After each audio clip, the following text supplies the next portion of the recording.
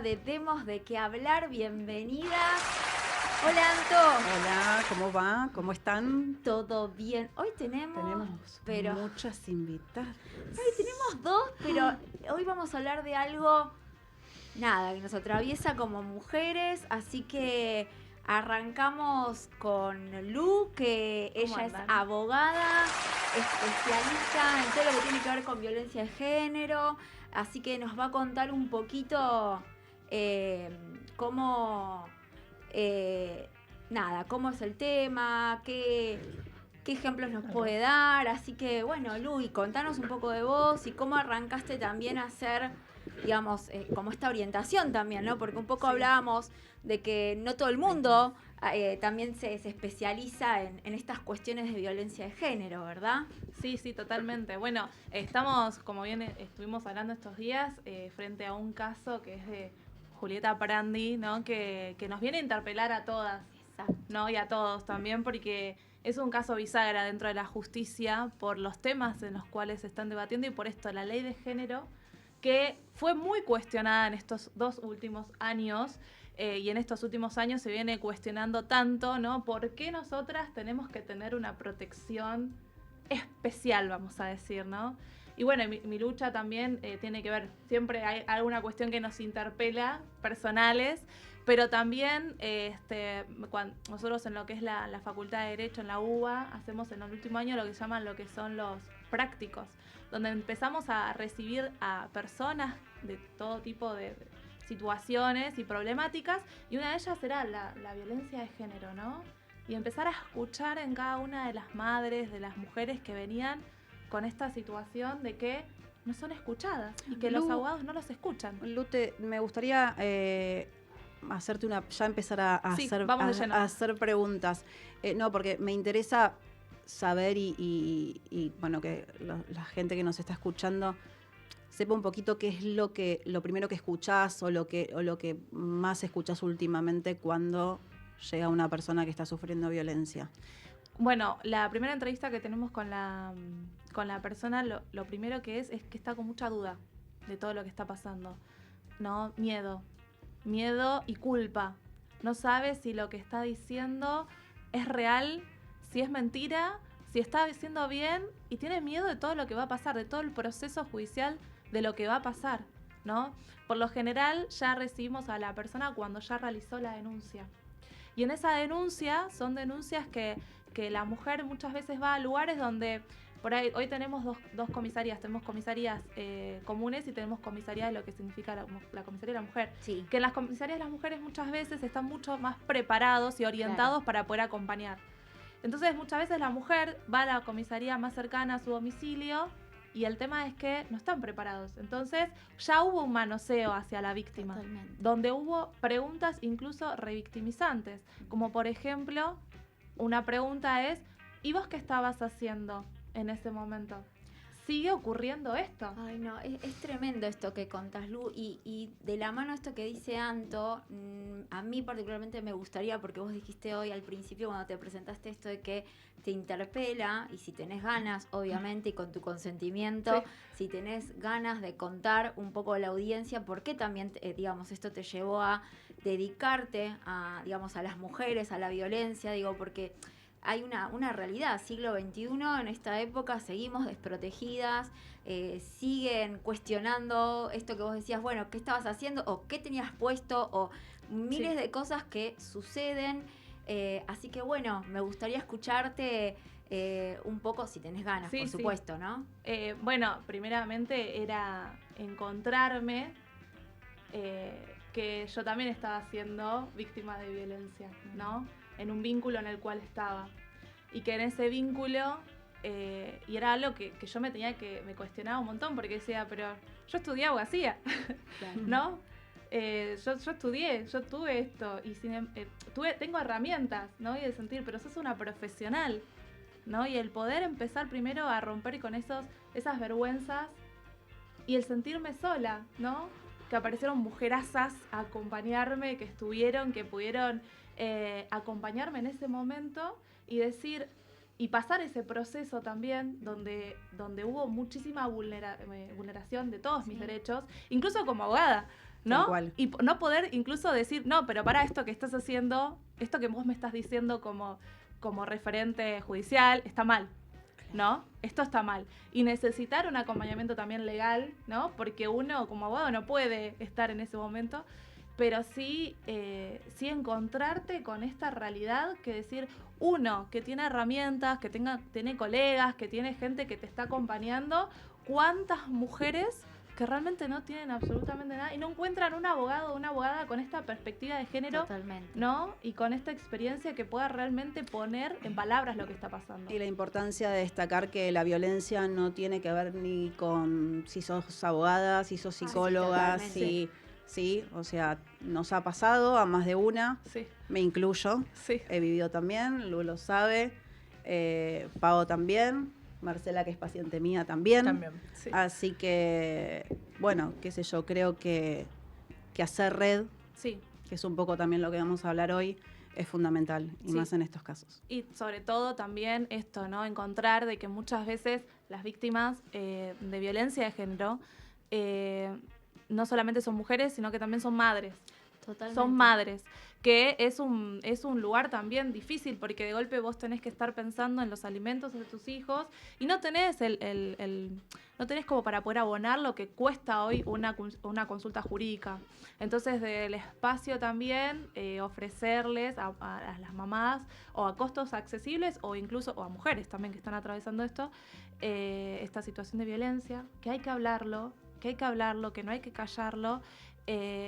También ofrecerle un servicio jurídico accesible como para poder acompañar, ¿no? En todo lo que la está atravesando.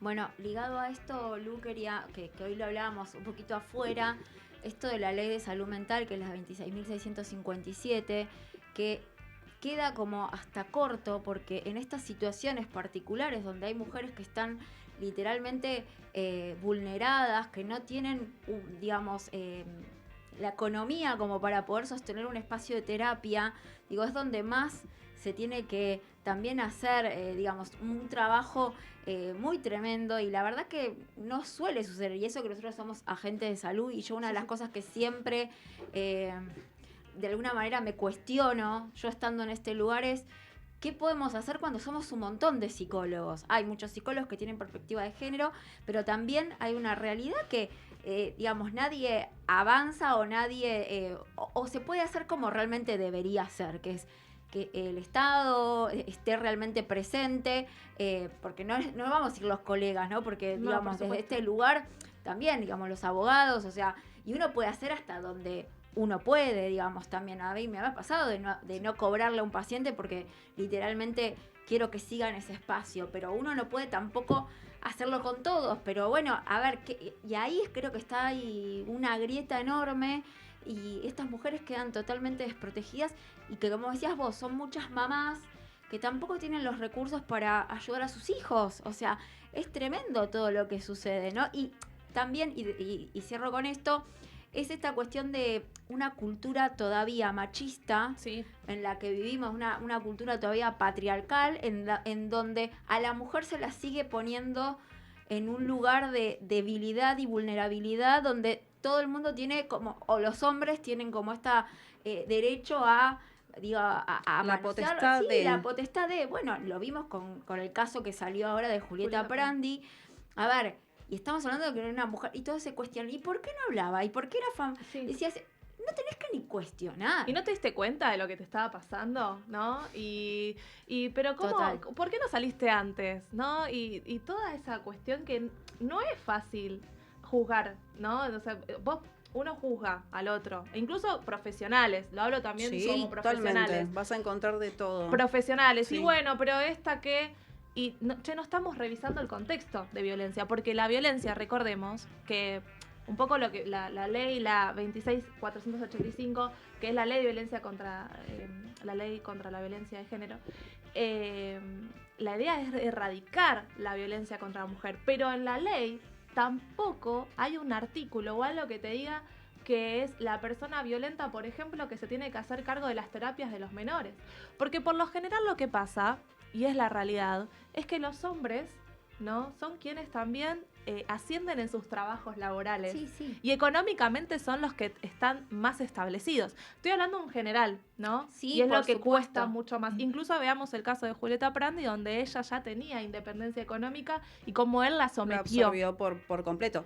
Y sin ir más lejos, ¿quién termina yendo al psicólogo o al psiquiatra y con un montón de tratamientos? La víctima. Siempre. O sea, el victimario no hace nada de todo esto. Entonces vos hoy lo que ocurre ¿Y esto tiene un costo? Sí, y hoy lo que ocurre es vos vas a hacer la denuncia, ¿no? Bueno, lo primero que tenés que hacer, vas y relatás todo lo que te pasó. Sí. Pasás por una pericia psicológica. Sí. Lo primero que pasa es que pasás por una pericia psicológica. No es como lo que se está intentando instalar hoy de la mujer va y dice lo que dice y ya está, le dan medidas. No, pasás por una pericia psicológica, ¿sí? Una vez que pasás por esa pericia, incluso también se escuchan a los menores que hay, ¿sí? En esas familias hay menores, se observan. Y después del otro lado, lo que pasa es que el juez lo que dice es, bueno, el primer despacho que nosotros decimos sale con la prohibición de acercamiento, pero también te impone a vos que hagas terapia, porque después lo vas a tener que acreditar. Y si hay menores, tus hijos menores también tienen que hacer terapia. Pero la ley que hoy tenemos, que es una de las cosas que venimos luchando también para que se cambie, no dice quién tiene que hacerse cargo de eso. Tal cual. Eso, de ese gasto. Del costo de... Del costo de nosotras como mujeres terminando haciéndonos cargo de arreglar a lo que nosotras no rompimos. Totalmente, sí. Por haber sido víctimas. Totalmente. ¿No? Se me es muy fuerte esto que la decís, víctima ¿no? sigue siendo vulnerable, Siempre. sigue siendo víctima todo el tiempo. Más todo el hostigamiento. No, y aparte hay pensaba en esto, ¿no? Y también como psicólogas que somos en este sentido, yo no me dedico a la parte pericial ni forense, pero entiendo que si uno no hace las cosas como corresponden, te revictimizás todo el tiempo y eso no ayuda, digamos, queda como obviamente todo lo que es un estrés postraumático y tener que trabajar en eso, ¿no? Esto que decía Anto también hace un ratito, esto de que lo decís no una vez, lo tenés que decir un montón de veces. Y eso, digamos, no está tan bueno tampoco, ¿no? Esto de tener que exponerte a situaciones que uno no quiere volver a revivir, ¿no, Lu? Sí, no, y además otra cosa que esto también tenemos que mirar también. Vos hoy tenés las medidas de prohibición de acercamiento. Y por ahí era más una violencia psicológica, verbal, que es mucho más profunda. Sí. Y es mucho más difícil de demostrarla, porque lo vivís solamente vos, ¿no? Porque...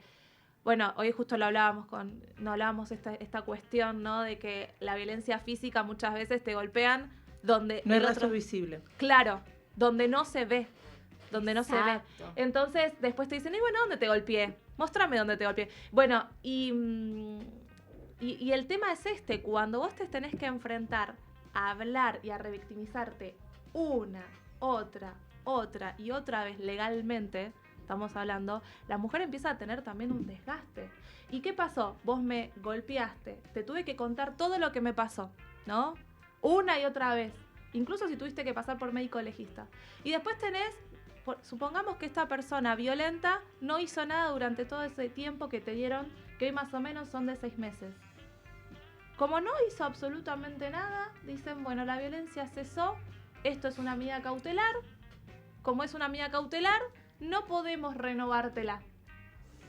Y ha pasado que por malas decisiones de jueces que no toman en cuenta todo este contexto, la víctima sufrió, ¿no?, lo que termina pasando un femicidio.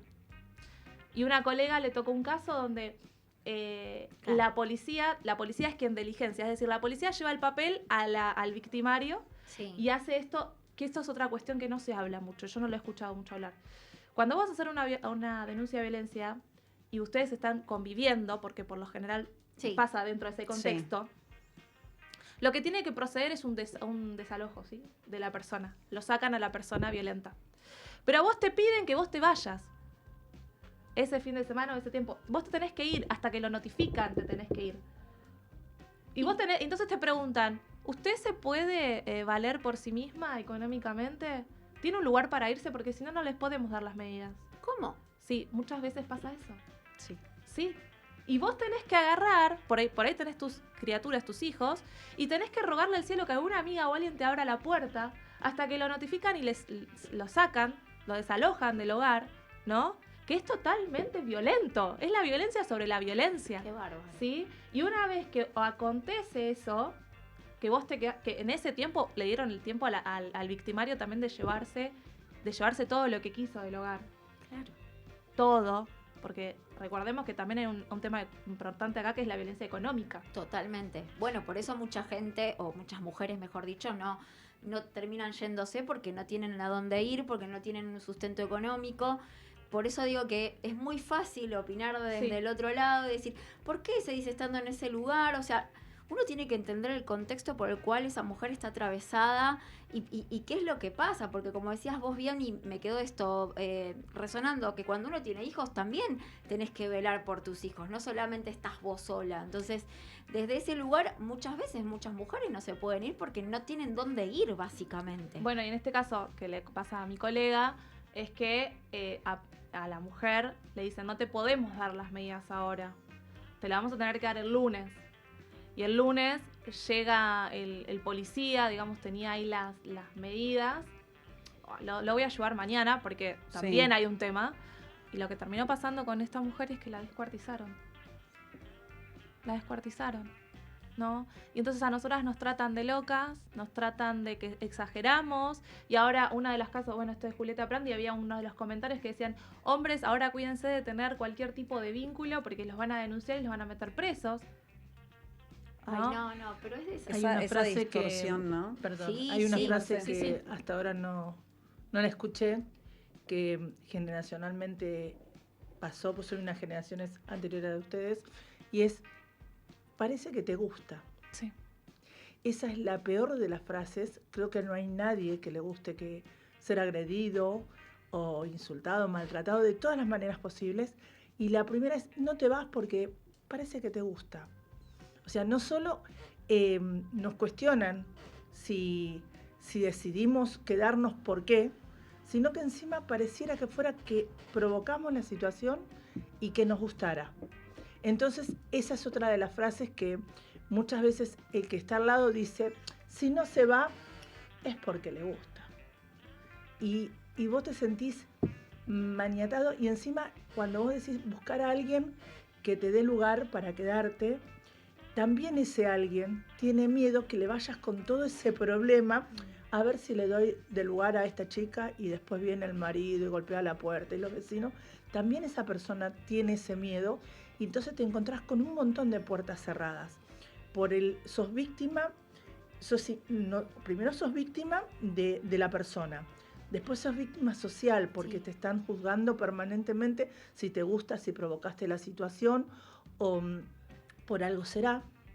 Y la otra es que sos víctima porque nadie de los que pudieran ayudarte también son víctimas de esa misma agresión porque no te abren la puerta por miedo a ser víctima a ellos y vos sos víctima de ese alguien en el cual recurriste.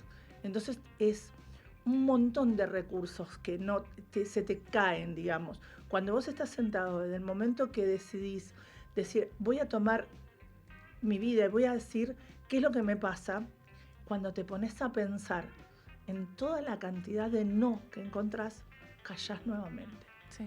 Porque es mucho más fácil soportar ese golpe, ese insulto, que todo lo que viene después. Sí. En medida, ambas cosas son graves, pero muchas veces quienes somos maltratados preferimos aguantar el golpe, la puteada, el maltrato, que enfrentarnos a todo el otro maltrato que pones en balance y no sabes qué es peor. Porque uno estás acostumbrada, mal acostumbrada, pero sabes lo que es. Pero cuando te enfrentás, y si el policía no me cree, si el abogado no me alcanza para pagarle, si mi amiga no me da lugar, si el vecino me mira con cara rara, si los chicos son mirados mal en el colegio, entonces decís, prefiero aguantarme este golpe, que el que viene no sé si lo voy a aguantar. El que si te gusta, si lo provocaste, si sos merecedor, porque venimos de generaciones, la violencia así como se construyó generacionalmente desde hace muchos años. Antiguamente era como normal, por decirlo de alguna manera, que el marido te agrediera. Sí. Yo acuerdo escuchar abuelos que decían, pero si esta tiene que hacer lo que yo digo.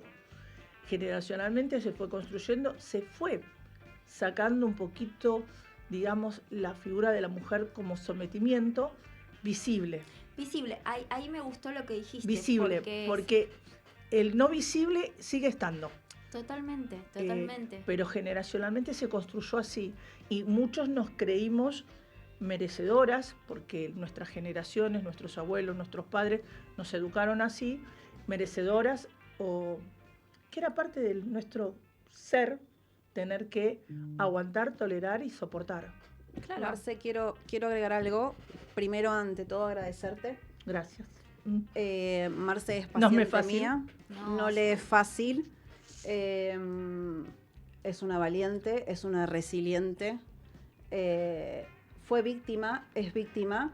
Muchas veces. Y me parece que este es un espacio para que ella se abra y comparta. Y bueno, me crié. Acá estamos, acompañando siempre. Aguantando, o sea, entendiendo que era parte de mi culpa. Entonces, todo lo que después me vino pasando, bueno o malo, lo malo casi no los percibía. Lo bueno, lo malo era culpa mía. Claro. Porque la sociedad así me fue, digamos, amoldando. Y algo que también a mí me pasa... ¿Qué te resuena esto? Te iba a decir. No, ¿Qué te resuena del relato y de lo que escuchás y de nuestra experiencia, ¿no?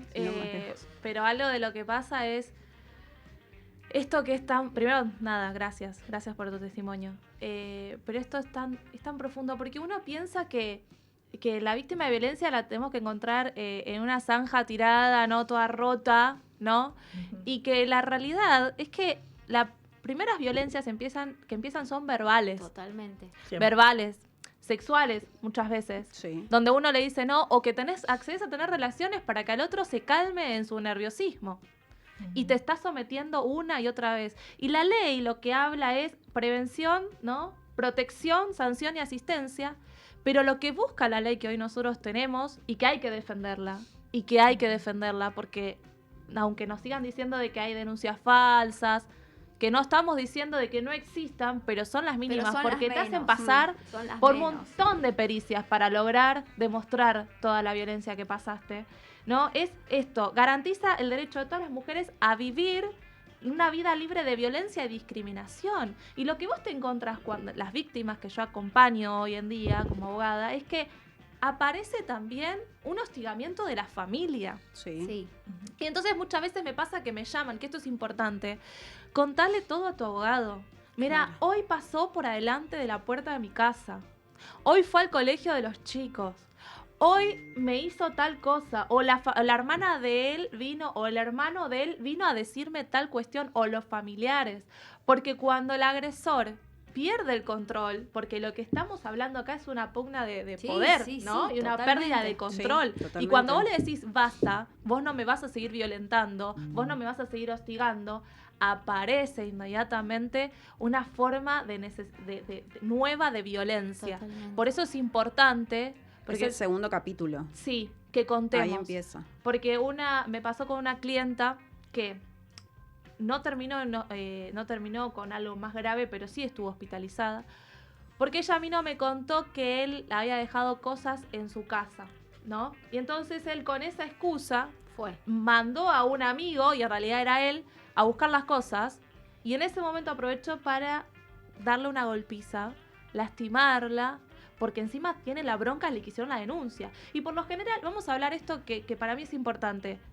Estos tipos, estas personas que violentan, ¿no? En la sociedad no los vas a ver violentos.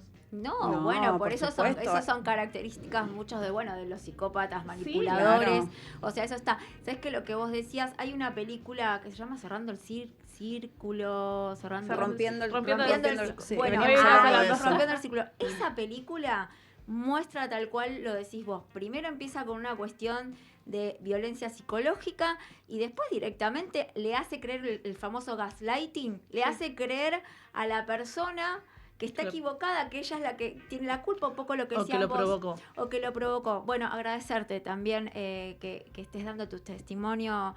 Para nosotros es muy valioso que vos, tanto Lu como vos, puedan ser como ejemplos también para, con un poco lo que pasaba con Julieta Prandi, ¿no? Sean ejemplos como para que la gente pueda hablar más y realmente esto se visibilice, porque si bien estamos en el siglo XXI, como siempre digo, y todo va avanzando un poco lo que decías vos con las generaciones, todavía no estamos obsoletos en un montón de cosas. Ya lo que vos decías, que es importante para mí, el aislamiento. Sí, claro. Que no nos olvidemos de eso. Bueno, algo que tenemos siempre es vergüenza. Sí. Como si fuéramos nosotros o nosotras las enfermas y no el otro. Yo aprendí con tiempo y con lágrimas a decir lo que me pasa sin sentirme con vergüenza de lo que me estaba pasando, porque yo no era la que dañaba, sino era el otro. Pero te voy a contar algo, que la primera vez que yo hablé en mi casa a mi mamá, que venía de otra generación también, le dije que me habían sido agresivos conmigo y mi mamá, la respuesta fue: porque sos respondona. Esa palabra la tengo grabada, porque yo era muy contestadora de chica. Claro. Entonces, y yo me decía, entonces debe ser que tengo que dejar de contestar. Ahí se empieza a silenciar. Sí. Trabajo número 1. Entonces, y después empezás a cuestionarte qué decís y qué no decís para que el otro no se enoje. Sí. Y automáticamente vos sos propia víctima de vos misma. Sí. Porque automáticamente empezás a callar, empezás a hacer todo para que el otro no se enoje, empezás a hacer todo para que los demás estén bien, y vos sos víctima de vos misma. Sí. Porque no necesita el otro ya hacer mucho, pero ya hizo lo suficiente como para que vos te sientas de una manera tal que no hagas nada para que los otros no se enojen. Y te partís en 1000 pedazos. Y no perdés identidad, perdés amor propio, Totalmente. perdés un montón de cosas. E incluso perdés la capacidad de amar al otro. Sí. Porque no podés amar a tus hijos de la manera que quisieras, porque estás midiéndote de qué manera quiere el otro que vos ames. Entonces no lo haces vos misma. Automáticamente, tristemente, sos víctima de vos mismo. Sí, aparte lo rota, mejor dicho, que queda uno, ¿no? Pero vamos a ir a un pequeñísimo corte. Wow. Y seguimos. La verdad que es un tema que, viste que siempre estamos hablando nosotras, y yo quiero escuchar porque, nada, primero que es tremendo y que literalmente esto pasa y sucede todo el tiempo, y si mientras más lo visibilicemos, me parece que es mejor, porque si no es como que, bueno, esto pasó, Julieta Prandi, un caso de una famosa, pero cuánta gente que no tiene esa posibilidad de Por eso la importancia, Pau, y con esto cerramos, del testimonio de que esté Luján acá. Gracias a ambas, acompañando y bueno, y contándonos también desde lo tuyo qué hacer, que en el próximo bloque vamos a hablar de eso. Bien. Qué hacer, dónde dirigirse y demás. En mí, hablarlo me sana. Me encanta. Por eso me hace bien hablarlo, porque es una forma de escucharme también y de sanar yo. Bien. Ayudar es indirecto en este caso, porque no estoy frente a frente a alguien que está pasando lo mismo, pero poder hablarlo yo me hace sanar. Y si me escuchan y se saben escuchar, es mejor. Así es. Bueno, volvemos en Vamos un un cortecito. Gracias. Gracias. Seguinos en Instagram, _.